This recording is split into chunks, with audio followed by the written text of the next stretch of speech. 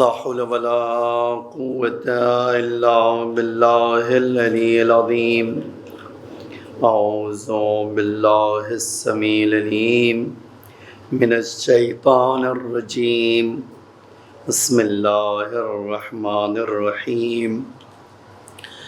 الحمد لله الذي لا يبلغ مدحته القائلون ولا يحصي نعماءه العادون ولا يودي حقه المجتهدون الذي ليس على صفته حد محدود ولا نعت موجود ولا أجل ممدود فطر الخلائق بقدرته ونشر الرياح برحمته وابتدى بالصخور ميدان أرضه ثم الصلاة والسلام والتحية والإكرام على بشير النذير والسراج المنير حبيب إله العالمين أبي القاسم المصطفى محمد اللهم صل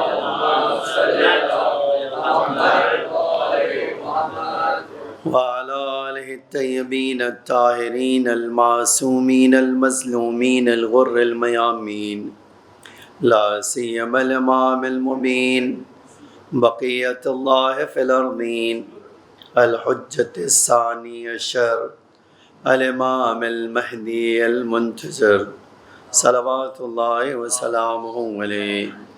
أما بعد فقد قال الله تعالى في محكم كتابه المجيد وفرقانه الحميد وقوله الحق. بسم الله الرحمن الرحيم.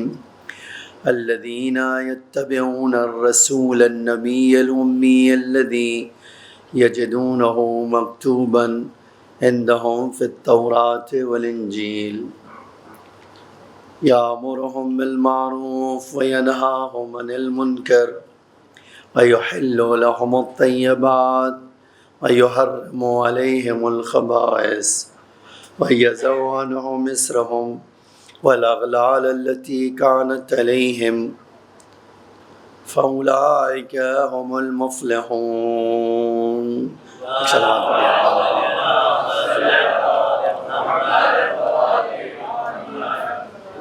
جانی گرامی، ایک سورہ حمد کی درخواست ہے، لمبی فہرست ہے لیکن سنائی دیتا ہوں میں. مرحوم حاج محمد رضا پیار علی شروف، مرحوم حاجی فیروز خان مہدی لادی والا، مرحومہ رضیہ بائی بنت اصغر علی، عنایت اللہ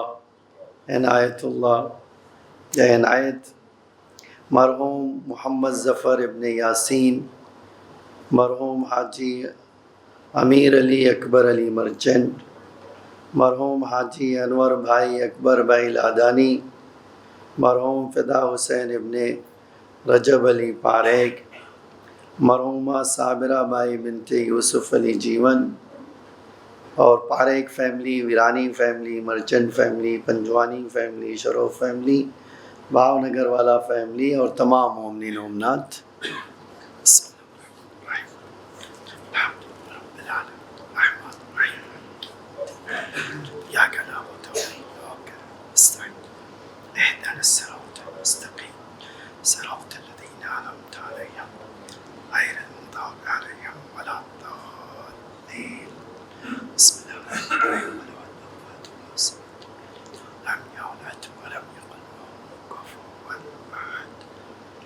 ایک صلوات پڑھیے محمد وآل محمد.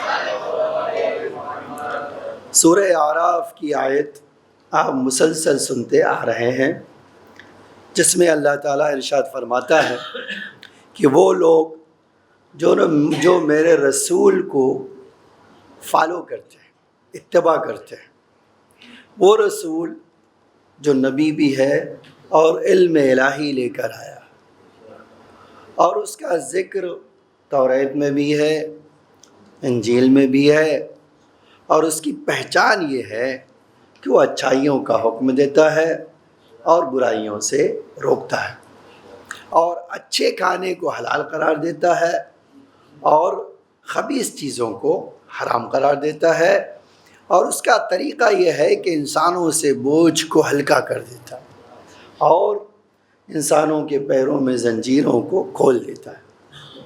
پھر اس کے بعد میں نے اب تک آیت نہیں پڑھی ہے، اس کے بعد جو ٹکڑا ہے وہ ایک خاص مفہوم کے لیے ہے۔ عزیزان گرامی، اسی موضوع پر آپ اب تک کا ذکر سنتے آئے ہیں۔ آج حسب وعدہ، جیسا کہ میں نے کل کہا تھا، حقیقت میں اسلام آیا ہے اپنے بچوں کا فیوچر بھی سنوارنے اور پریزنٹ بھی سنبھالنے۔ دیکھیے، ہر انسان جو ہے، آج میں اور آپ کہتے ہیں فیوچر سنبھالنا، لیکن پریزنٹ حال، اس کے بارے میں آپ، فیوچر کس نے دیکھا؟ حقیقت میں فیوچر کسی نے نہیں دیکھا۔ یہ جو کہتے ہیں غلط کہتے ہیں کہ فیوچر تو آپ نے دیکھا ہی نہیں ہے۔ اسی لیے ائمہ ہمارے فرماتے تھے، کوئی بھی آدمی جو کچھ کرنا ہے آج کے لیے کرو، کل کسی نے دیکھا ہی نہیں۔ تو جب دیکھا ہی نہیں ہے اور دیکھنا نصیب ہوگا یا نہیں ہوگا یہ بھی پتہ نہیں، تو ایسی چیز کیوں کریں؟ اس لیے حدیث کا جملہ سن لیجئے، امام فرماتے ہیں اعمل،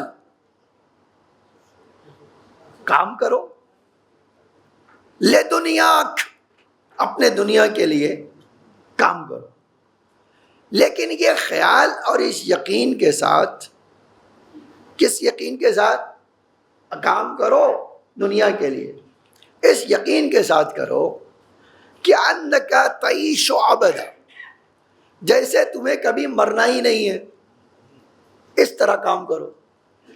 لیکن وہیں دوسرا جملہ بھی ارشاد فرمایا، اور وہ جملہ آپ اس جملے میں غور کیجیے، اور کہتے کہ آپ دنیا کے لیے کام کرو جیسے ہمیشہ رہنا، وَاعْمَلْ لِآخِرَتِكَ، اور آخرت کے لیے کام کرو، کَأَنَّكَ تَمُوتُ غَدًا، جیسے کل ہی تمہیں رخصت ہونا ہے۔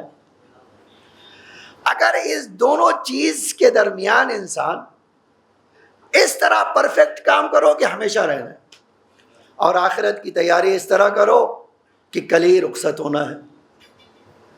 اب آج جو میں چاہتا تھا، دیکھیے ایک آیت سورہ ابراہیم کی 13 اور 14 اور سورہ نور کی 55ویں آیت، ٹھیک ہے؟ ایک مومن بچے کا فیوچر کیا ہے خود اس آیت میں بتائیں، ایک مومن کا فیوچر کیا ہوگا۔ اور پھر اگر اللہ کہہ رہا ہے کہ بھئی دیکھو فیوچر تمہارا ہے اور حال بھی تمہارا ہے، ٹھیک ہے، تو اب ایک آدمی کو اللہ کہہ رہا ہے کہ یہ وعدہ میرا ہے تم سے۔ وعدہ کیا ہے؟ آپ یہ آیت پڑھ لیتا ہوں، سناتا ہوں آپ کو، آپ دیکھیے۔ اور میں نے کہا کہ یہ آیت آپ کئی جگہ قرآن میں دیکھ سکتے ہیں۔ میں ایک آیت سورہ نور کی آیت نمبر 55، وعد اللہ الذین آمنوا منکم، یہ اللہ کیا کہہ رہا ہے؟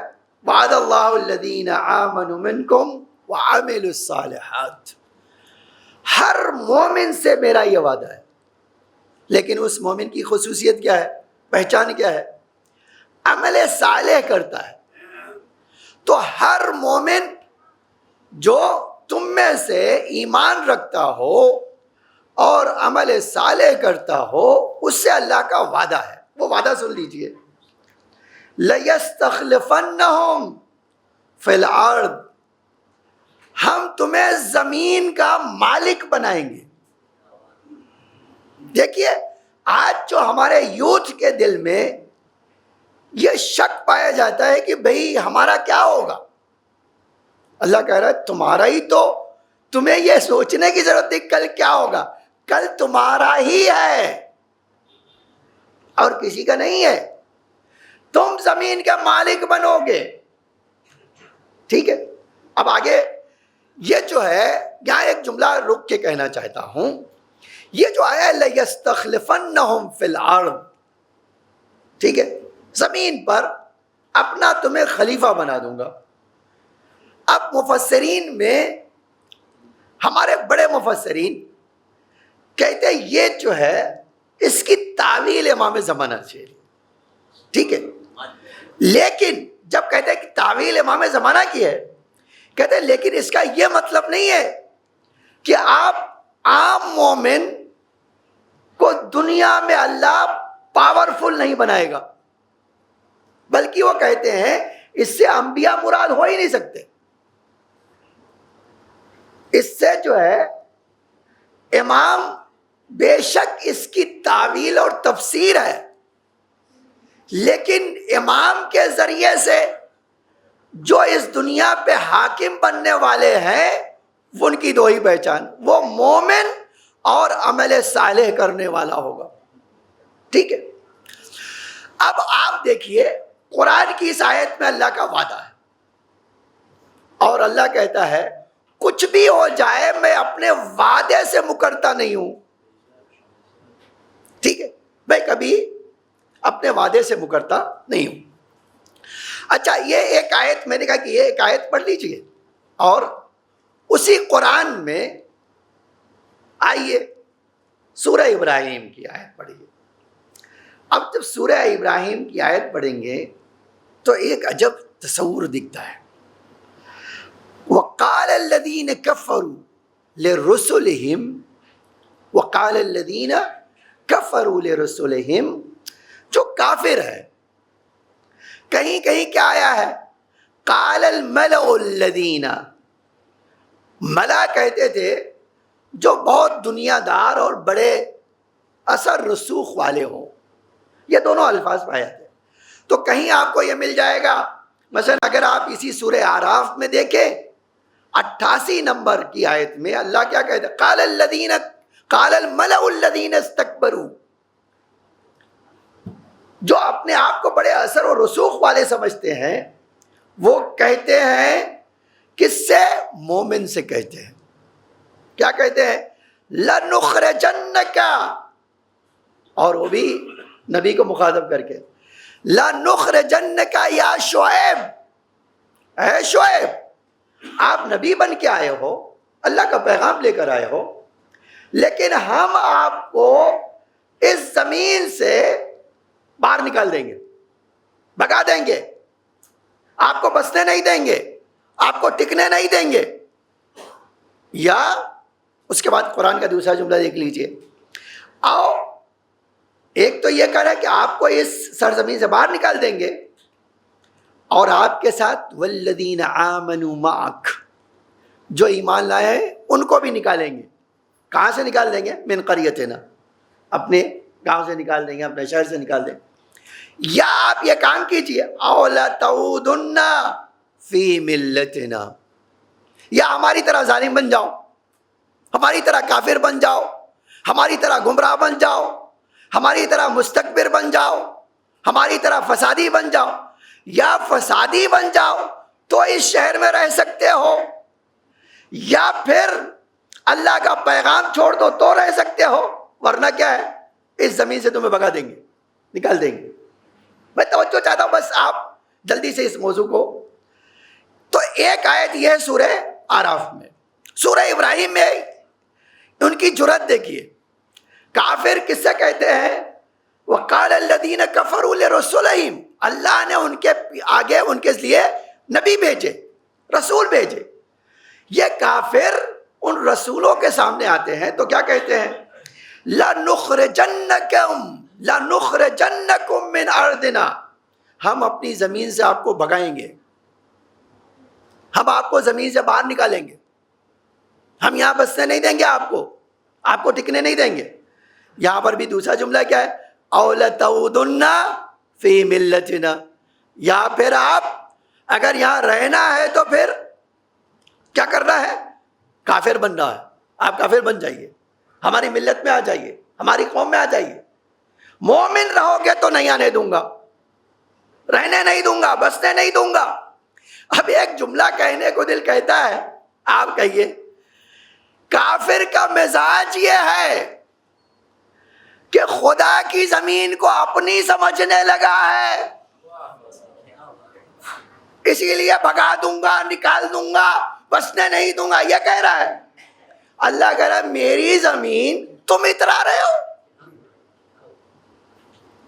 اب ذرا دیکھیے اللہ کا جواب، مجھے یہ جواب سیکھے، خالی یہ جواب آپ کو سنانا ہے ہمارے جوانوں کو کہ دیکھو جو ایمان لائے ہو ان کے لیے اللہ کیسے سپورٹ میں کھڑا ہے، اور کہہ رہا ہے جتنی شدت سے یہ کہہ رہے تمہیں نکالیں گے اتنی شدت سے کہہ رہا ہوں تمہیں بساؤں گا،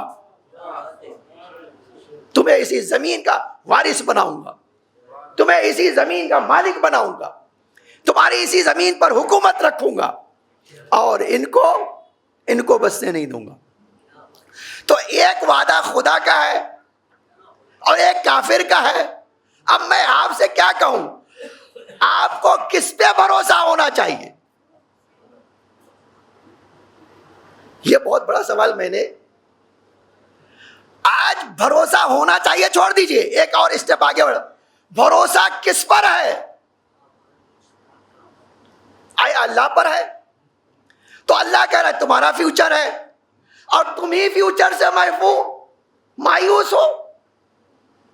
تو جو خدا قرآن میں بارہا اعلان کرتا ہے کہ اے جوانوں، اے عمل صالح کرنے والوں، اے صراط مستقیم پہ چلنے والوں، اے معصومین کے سیرت کو اپنانے والوں، کبھی گھبرانا نہیں، کبھی پریشان نہ ہونا، کبھی خوف نہ کھانا، کبھی تمہارے قدموں میں لغزش نہ آئے۔ کیوں؟ اس لیے کہ میں تمہارے ساتھ ہوں۔ ٹھیک ہے، اب میں وہ آیت کا جملہ سنا دوں، آپ دیکھیں کتنی عجیب بات۔ تو ایک طرف یہ کافر کہہ رہے تھے رسولوں سے کہ آپ کو اس زمین سے بھگائیں گے ہم، یا آپ کافر بن جائیے۔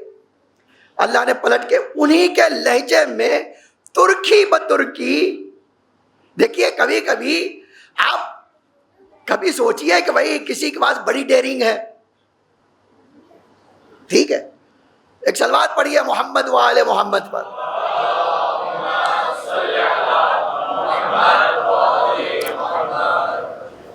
آپ کبھی کبھی سوچئے، بھائی ایک چیز بتانا چاہتا ہوں، اور بلکہ آپ محسوس کر لیں تو زیادہ عمدہ ہے یہ بات کہ کچھ لوگ زبانی جمع خرچی کرنے میں بڑے استاد ہوتے ہیں، ٹھیک ہے، زبانی جمع خرچی کس کو کہتے ہیں؟ خالی بات ہی ہے، اندر کچھ بھی نہیں ہے، ٹھیک ہے۔ اچھا آج یہی اللہ کہہ رہا ہے یہی کافروں کا حال ہے، ان کی باتیں ہی ہے، خالی باطل میں کوئی دم ہے نہیں، لیکن باتیں کریں گے تو آپ رسولوں کو دھمکا رہے ہیں۔ اچھا آپ پہلے دن سے کہہ رہا ہوں لڑنے کی طاقت رسولوں سے نہیں تھی، ان کا سارا بس چلا ان کے ماننے والوں پر۔ آپ پوری تاریخ اٹھا کر دیکھ لیجئے، کسی بھی ظالم نے رسولوں کا بال باقا نہیں کر سکا، حتیٰ انہی رسولوں نے چیلنج بھی کیا، جناب شعیب کو یہ دھمکا رہے تھے، کہا تمہارے ساری طاقت جمع کر لو اور ساری دنیا کو بلا لو، اور تمہارے بس میں ہوتے ہوئے ہمارا کچھ کر کے دکھا دو۔ جناب نوح نے بھی ایسے ہی کہا اپنی قوم سے۔ تو ایک طرف آپ دیکھیے خدائی مزاج، خدائی مزاج کیا ہے؟ اللہ کہہ رہا ایمان اور عمل صالح تمہارے پاس ہو تو تمہیں نہ ڈرنے کی ضرورت ہے، نہ گھبرانے کی ضرورت ہے، نہ پریشان ہونے کی ضرورت ہے، نہ رنج کرنے کی ضرورت ہے، نہ فکر کرنے کی ضرورت ہے۔ کیوں؟ اس لیے کہ خدا تمہارے ساتھ ہے۔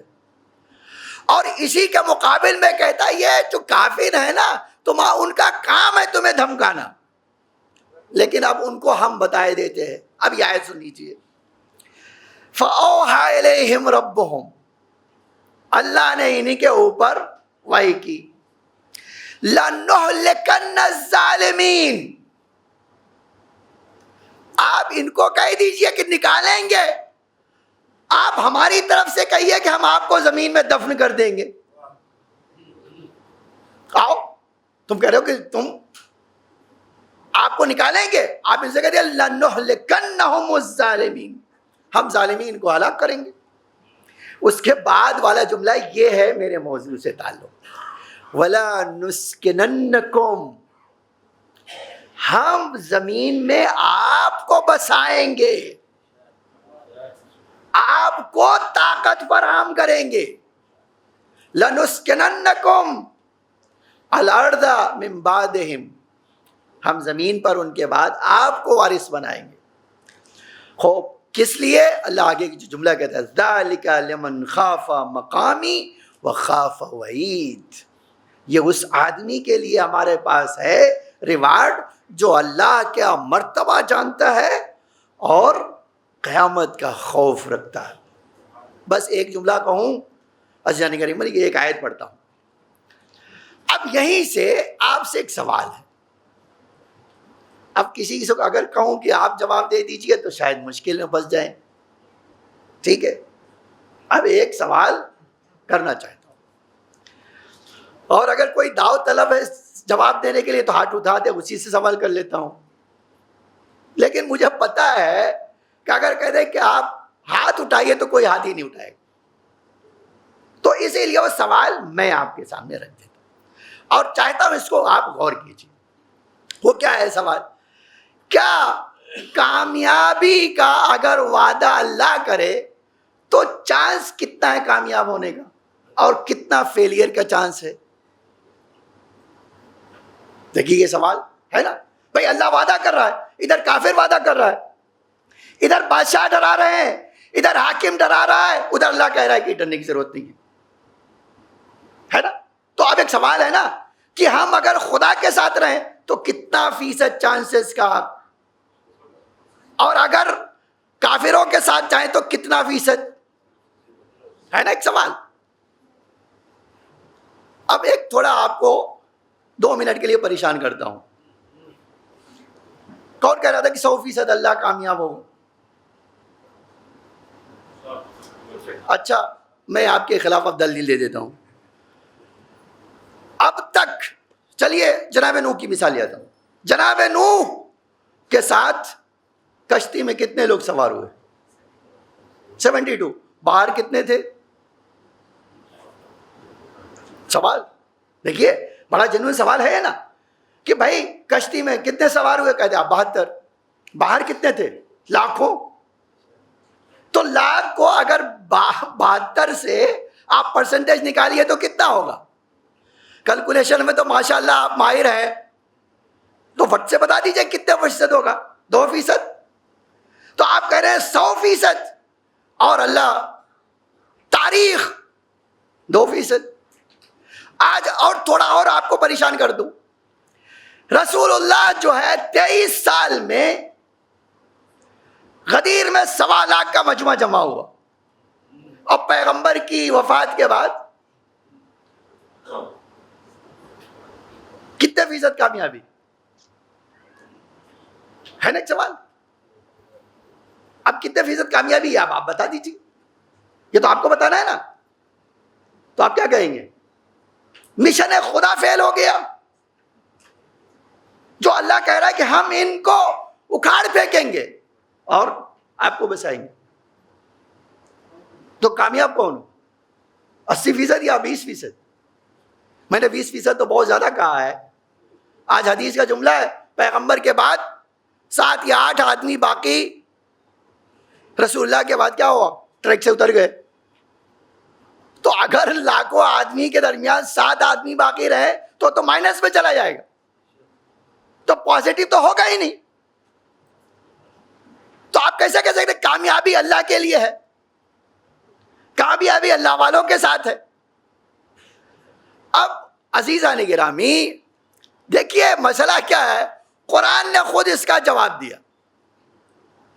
قرآن نے کہا کہ میں جو ہے چاہوں تو ہر انسان کو فرشتہ بنا دوں. یہ قرآن نے کہا ہے. اگر میں چاہوں تو دنیا میں کوئی گناہ کر ہی نہیں سکتا ہے. یہ اللہ قرآن میں کہتا ہے. اگر میں چاہ لوں تو کسی کی جرات نہیں ہے کہ وہ, ٹھیک ہے. اچھا کبھی اس مثال میں سوچ لیجئے, آپ کو بڑی آسانی سے سمجھ میں آ جائے گا. جناب ابراہیم نے اللہ سے کہا کہ اللہ مجھے حقیقت دکھا دے. اب یہ بعض تفسیروں میں ہے کہ یہ جو جملہ آیا ہے کہ جناب ابراہیم نے کہا کہ اے اللہ مجھے لتت کیف تحیی الموت, مردے زندہ کیسے کرتا ہے یہ دکھا دے.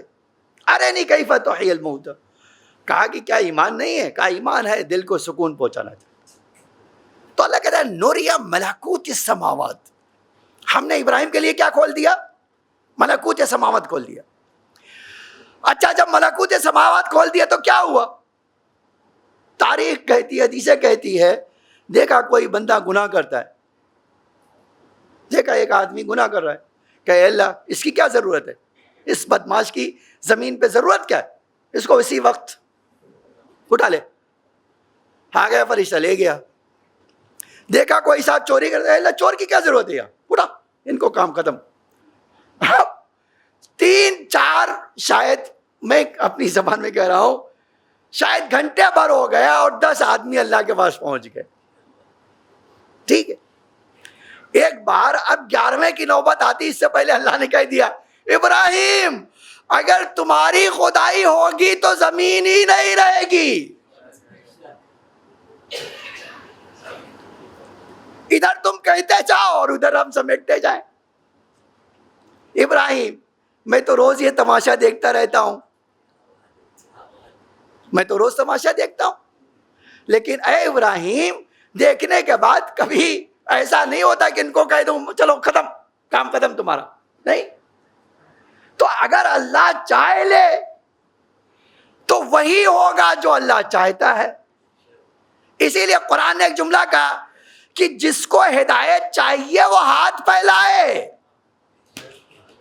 جس کو ہدایت چاہیے وہ ہاتھ پھیلائے, تو میں اس کو ہدایت دوں گا.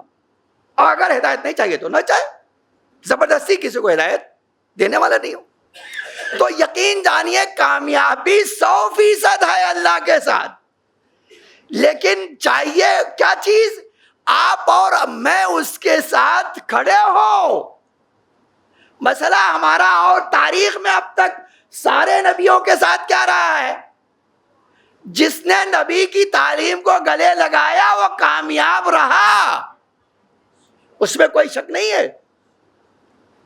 اب ایک آیت پڑھ دیتا ہوں اور جلدی سے آتا ہوں کیونکہ ٹائم میرے پاس بہت کم ہے آج.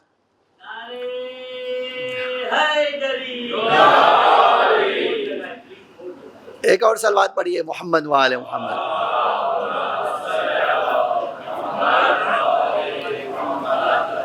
تھوڑا سا آگے آ جائے, ایک اور صلوات پڑھیے.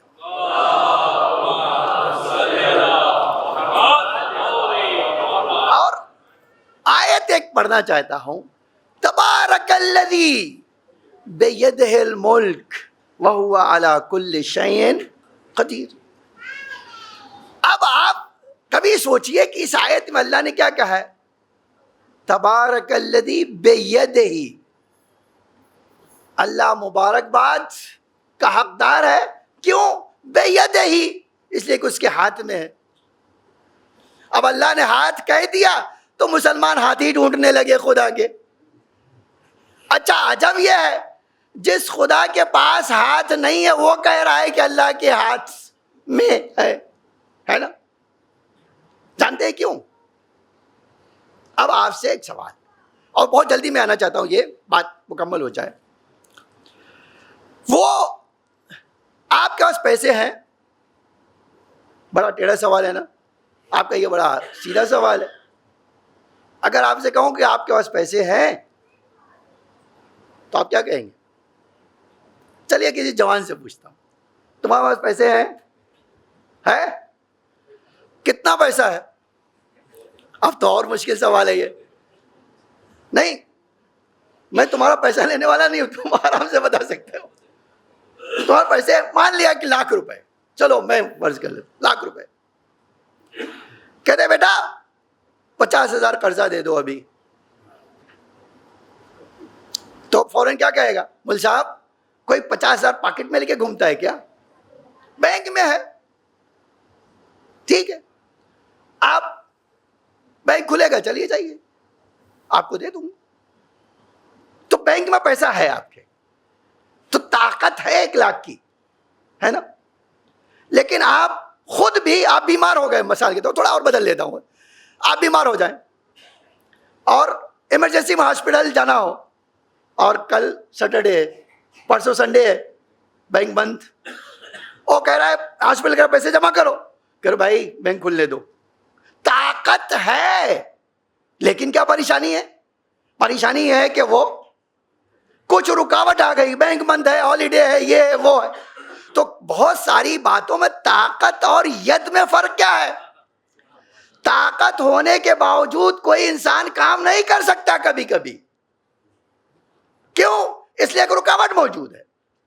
لیکن اگر وہی چیز آپ کے ہاتھ میں ہو تو آپ کو کسی چیز کا انتظار نہیں ہے.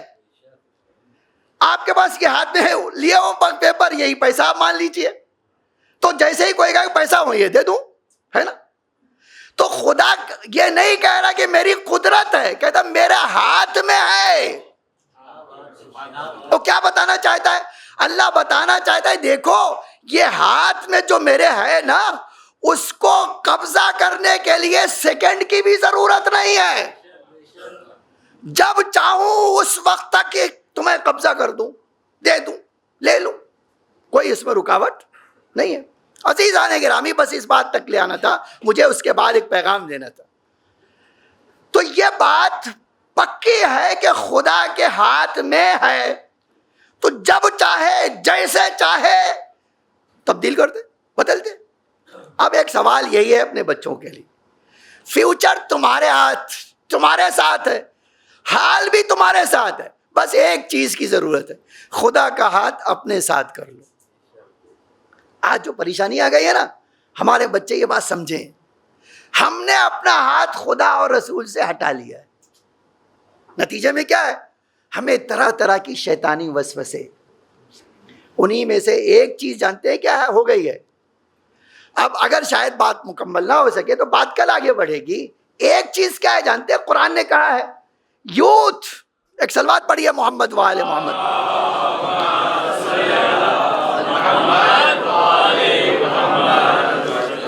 جوانوں کے لیے خاص طور سے الطائب حبیب اللہ. آپ جانتے ہیں یہ حدیث، الطائب حبیب اللہ، جو اللہ کی بارگاہ میں آ کر کہے اے اللہ تیرا کمزور بندہ ہے، تیرا ناقص بندہ ہے، پرفیکٹ کام مجھ سے ہوتا نہیں، اے میرے معبود ایک کمزور بندے کو تو نہیں سنبھالے گا تو سنبھالے گا کون؟ آپ جانتے ہو اس کا نتیجہ کیا ہوتا ہے؟ عجب ہے روایت، کہتے تمہارے یہ جملہ تمہیں محبوب پروردگار بنا لیتا ہے. اب جلدی سے سناتا ہوں. قرآن نے 50 سے زیادہ آیتوں میں یہ بات کہی ہے. گناہ کر کے توبہ کا مطلب نہیں خالی ہے گناہ کر کے توبہ کرے، ایسا نہیں ہے خالی. اسلام کیا کہتا ہے؟ اللہ کیا کہتا ہے؟ کہتے تم انسان ہو، تمہارے اندر ضعف پایا جاتا ہے، کمزوری پائی جاتی ہے. یہ کمزوری کیا ہے؟ جیسے آپ اماموں کو اب آپ کبھی سوچئے امام کیوں توبہ کرتے تھے؟ امام توبہ اسی لیے کرتے تھے کہ خدا کے مقابل میں اپنے کو کمزور سمجھتے تھے. اور جب کمزور سمجھتے تھے تو کہتے تھے اے اللہ کتنی بھی بڑی عبادت کرتا ہوں وہ تیرے سامنے تو بونی نظر آتی ہے، اس لیے توبہ کرتا ہوں. یہی چیز اماموں نے سکھایا ہمارے جوانوں کو. جب خدا کے سامنے جاؤ تمہارے پاس انرجی ہے، طاقت ہے، آپ ابھی بہت کچھ کر سکتے ہو، لیکن جتنا بھی کر سکتے ہو خدا کے سامنے تو کچھ نہیں ہو. اس لیے آؤ اور کہو اے اللہ بڑا مقصد رکھتا ہوں، اپنا ہاتھ مجھے دے دے تاکہ وہ مقصد حاصل کر لوں. یہ ہے کربلا کا پیغام. اسی لیے آپ دیکھو عزیزان گرامی، یہ بات آپ کو سنانا چاہتا ہوں. 13 سال کے جناب قاسم تھے، ہے نا. بعض تاریخ کہتے 15 سال، بعض تاریخ کہتے 13 سال. شب عاشور جو ہے، ایک سوال کے جواب میں جب سب کو امام یہ سنا رہے تھے کہ محضر شہادت سنا رہے تھے، تو جناب قاسم کا نام نہیں لیا، جان بوجھ کے نہیں لیا امام، جان بوجھ کے نہیں لیا. اور جب نہیں لیا تو کیا ہوا؟ جناب قاسم کھڑے ہو گئے. دیکھیے انرجی کس کو کہتے ہیں، طاقت کس کو کہتے ہیں، جوانی کی صحیح فکر کس کو کہتے ہیں.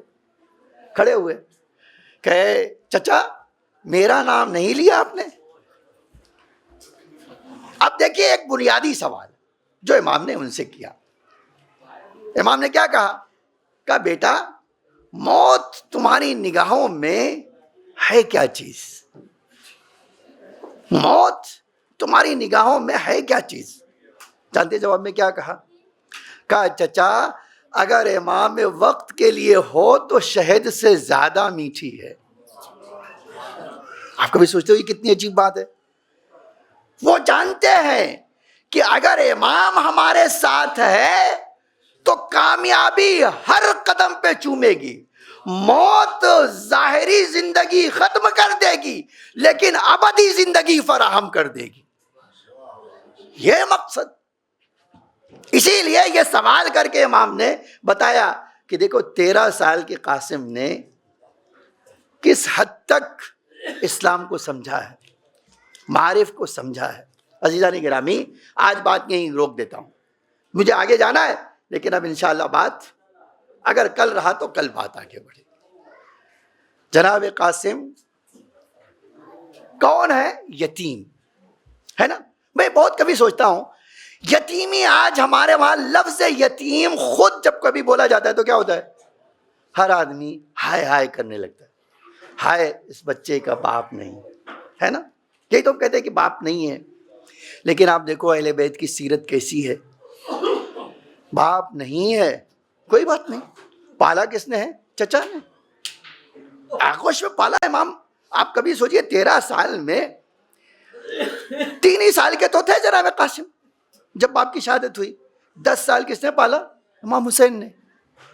اب 10 سال جس کو پروان چڑھایا ہو اور اس کو دیکھ کر بھائی کی یاد آتی ہو، وہی صبح عاشور کھڑا ہو، چچا مرنے کی اجازت، چچا مجھے اب مقتل میں جانا ہے، چچا اب برداشت نہیں ہو رہا ہے. لیکن امام عجب، میں نے مقتل میں کربلا کی تاریخ میں نہیں کہیں پڑھا سوائے جناب قاسم کے. وہ کیا پڑھا؟ جتنا اصرار کرتے امام اتنا انکار کرتے. نہیں بیٹا نہیں. حتیٰ میں نے ایک جگہ دیکھا کہ ایک بار ہاتھ پکڑ لیا جناب قاسم نے، چچا مجھے مرنے کی اجازت. کہا نہیں بیٹا. ہاتھ چومنا شروع کیا. کہا نہیں بیٹا. پیر پہ بیٹھ گئے، پیر پہ بیٹھ گئے. چچا مجھے مرنے کی اجازت. کہا نہیں بیٹا. تاریخ کہتی ہے اٹھے اور خیمے میں گئے، سر زانوں میں رکھا اور رونا شروع کیا. ماں نے دیکھا بیوہ ماں ہے، پوچھا میرے لال رو رہے ہو؟ کہا اماں صبح سے بار بار جاتا ہوں اور ہر بار چچا یہ کہتے ہیں. نہیں تمہیں نہیں. ماں نے کہا بیٹا تمہیں بابا کی وصیت یاد ہے کہ ایک تعویذ تمہارے بازو پہ باندھا تھا اور یہ کہا تھا جب تمہیں کوئی راستہ نظر نہ آئے تو اس وقت یہ تعویذ کھول کر دیکھ لینا اور جو لکھا ہو اس پر عمل کرنا. لو ارباب اعضاء چند جملے آپ امام حسن کو پرسا دو، اس ماں کو پرسا دو جس کی تمنا تھی کہ اپنے لال کا صحرا دیکھے. ہر بیوہ ماں جو ہے جب بیوہ ہو جاتی ہے نا اور بیٹا ہوتا ہے تو بس ایک ہی تمنا لے کے جیتی ہے، میرے لال کی شادی ہوگی، میرا لال جو ہے بڑا ہوگا، میرا لال آباد ہوگا. ارباب اعضاء تاریخ نے عجب جملہ لکھا. ماں نے کہا بیٹا اب اس سے بڑی مصیبت کے دن کون آ سکتا ہے؟ یہ تعویذ کھول کے دیکھ لو۔ تعویذ کھولا، اب اس میں عجب جملہ لکھا تھا، بھیا حسین میں تمہارے درمیان نہیں رہوں گا، اے بھیا میں تمہاری نصرت نہیں کر سکوں گا، لیکن اے بھائی میرا یتیم جب آئے تم سے اجازت لینے کے لیے تو اے بھیا میری طرف سے قربانی سمجھ کے اجازت دے دینا۔ لو ارباب اعضا، آپ اندازہ کیجئے، یہ خط اٹھا، خط دیکھا، قاسم کے لبوں پہ مسکراہٹ آ گئی، اٹھے چچا کے پاس آئے۔ عجب جملہ ہے تاریخ کا، تاریخ کہتی ہے کہ اب جناب قاسم نے یہ نہیں کہا کہ چچا مجھے اجازت دیجیے، کہا چچا یہ میں آپ کے لیے کچھ پیغام لایا ہوں، اے چچا میں آپ کے لیے بابا کا خط لایا ہوں، چچا یہ لیجئے۔ اب جیسے ہی آقا کی نظر اس خط پہ پڑی، عجب جملہ فرمایا میرے لال کیوں نہیں کہتے اپنی موت کا پروانہ لائے ہو؟ اے بیٹا یہ کیسی بات ہے جو مجھ سے تم مانگ رہے ہو؟ اے میرے لال تم مجھ سے کیا مانگ رہے ہو؟ ارباب اعضا، اس کے بعد مقتل کا یہ جملہ ہے، قاسم کو بلایا، سینے سے لگایا، مقتل کہتا اتنا روئے کہ جناب قاسم بھی بے ہوش ہو گئے اور امام بھی بے ہوش ہو گئے۔ یہ منظر دیکھا، کہا چچا اب پانی تو نہ تھا، مجھے نہیں پتا حسین نے کیسے غش سے آنکھیں کھولی یا کیسے قاسم کو بیدار کیا، لیکن جب بیدار کیا کہا بیٹا اب چلو مقتل کے لیے میں نے تم کو اجازت دی۔ اب ادھر تاریخ کہتی ہے ماں نے سجایا، باہر خیمے کے بھیجا، آقا کے پاس آئے، کہا آقا ماں سے رخصت ہو گیا، پھوپھیوں سے رخصت ہو لیا، بہنوں سے رخصت ہو لیا، اے چچا اب آپ اجازت دیجئے۔ کہا بیٹا جاؤ سدھارو۔ جناب قاسم گھوڑے پہ بیٹھے، عجب روایت کا جملہ ہے، کہا بیٹا ذرا جھک جاؤ، بیٹا میرے لال ذرا جھک جاؤ۔ قاسم جھکے تو امام نے گریبان چاک کیا، پوچھا چچا کیا کر رہے ہو؟ کہا اے میرے لال ارے تم مقتل میں جا رہے ہو، میں ایک ایسی نشانی بنانا چاہتا ہوں جب کوئی حملہ کرے تو یہ خیال رہے کہ یتیم حسن ہے۔ لیکن ارباب اعضا یہ کوئی جناب قاسم میدان میں آئے، تاریخ کہتی ہے رجز پڑھا، رجز پڑھنے کے بعد حملہ کیا، بڑے بڑے پہلوانوں کو خاک چٹا دی، لیکن تاریخ کہتی ہے لڑتے لڑتے جب دشمنوں کے نرغے میں گر گئے آواز دیا یا ماہ ادرکنی، یا ماہ ادرکنی۔ ایک جملہ کہنا چاہتا ہوں ان بچوں سے، علم اٹھانا تو یہ سوچ کے اٹھانا، ارے جس کی لاش کے ٹکڑے حسین اٹھاتے تھے تو علم کیسے سنبھال کے اٹھانا، اس تصور کے ساتھ اٹھانا۔ ارباب اعضا مقتل کا یہ جملہ ہے، ادھر کان میں امام کی آواز آئی، قاسم چچا کو بلا رہے تھے، ایک طرف سے حملہ ہوا، حملہ کیا آقا عباس نے، دوسری طرف سے آقا حسین نے حملہ کیا، لیکن عجب حسین کے کانوں میں آواز آ رہی تھی، دوڑتا جاتا تھا، حسین کے کان میں آواز آتی تھی چچا مدد کرو، چچا مدد کرو، چچا مدد کرو۔ لیکن ارباب اعضا مقتل کہتا ہے اب جب حسین پہنچے تو ایک عجب منظر دیکھا، گھوڑے کی ٹاپوں نے ارے قاسم کو، حسن کے لال کو زندہ پامال کر دیا تھا۔ تاریخ نے عجب جملہ لکھا، بند بند قاسم کے جسم کے الگ ہو چکے تھے۔